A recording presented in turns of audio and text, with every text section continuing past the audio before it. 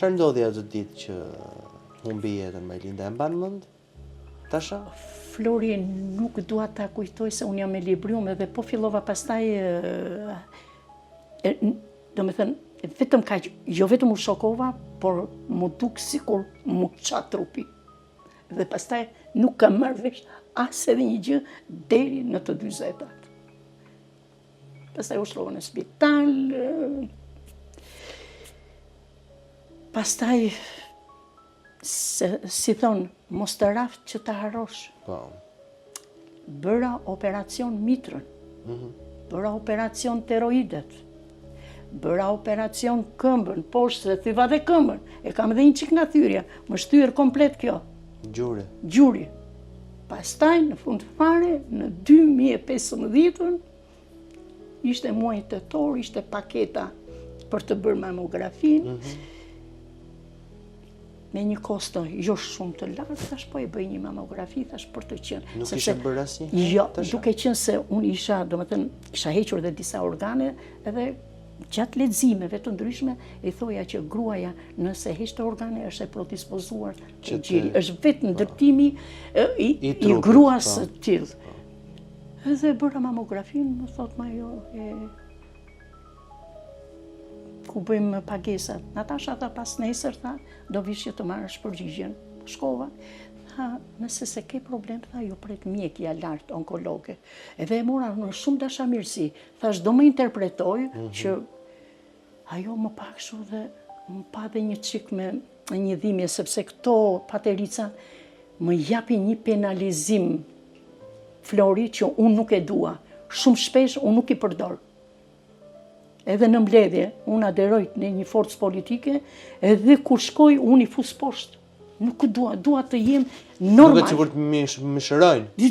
Më duket sikur, jo, mëshirën e kam të merë. E më thotë, më falë tha ullën aty. Shiko, tha, ku e keni shpinë? Po ta shikosh tash në vija aerore, një 20 metra. Sa që i bje spitali Amerikan me këtë këtu. Shiko, tha, në mamografin që keni bërë, tha, nuk ju ka dalë mirë. Unë të sugjeroj, tha, që të bëni një vizit me një mjek onkolog, tha. Se këtu me sa shikoj unë, tha, jeni, tha, e pa ajo, shikojt edhe nga paraqitja njëri kur është shumë i grejpur, kalek, kur je kështu normal.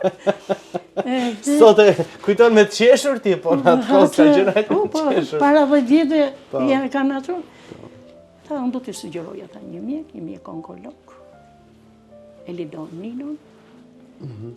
Tha, nuk të them do të detajet. Flori, sigurisht u habita. Flori, thash, se vizita ishte 4-4, mu duk sikur isha në një tunel të errët, edhe vetëm doja që të dilja për jashtë dhe të thoja, ka që ishte jeta për mua. Kam dalë dhe jam unë në tretuar, dhe thash, a duhet ta gjej rrugën për në shtëpi, apo që në këto moment të ashti për mua. Po pse ka shumë e mendove që ishte fundi? Jashtëzakonisht. Duhet të dish një gjë, Flori. Dhimbjet e jetës që të japin gjatë rrugës, vjen një sekond që thua nuk mbaj më dot. Nuk mbaj dot më. Vetëm të 100 e sekondit më ka kaluar Majlinda dhe sikur më tha, jo, do jetosh vetëm për fat jonë. Edhe këtë e ka moto të jetës, që të përballosh. Do me thënë, heqjen për kancerin e gjirit është e tmerrshme. E kam përballuar operacionin e këmbës, e kam përballuar edhe mitrën, edhe teroidet. Këtu e kisha shtratin. Flori, nuk të gënjej. Kishte momente që doja të hidhesha nga balkoni. Se aq shumë influencon kimjo, 9 kimjo. Sepse ishte në stadin... Po të rëndon psikologjikisht, Tasha? Shumë. Së të bënd pafuqishëm kam dëgjuar. Por, fal edhe njerë motrës time, unë kam lexuar 70 libra brenda një viti e gjysëm. Dhe për hir të vërtetës, këtë librin kisha dje, që po e rilexoj. Është një libër jo psikologjikisht, por dhe të qetëson shumë. Nëse të pëlqeu intervista, ndaje këtë video me miqtë e tu.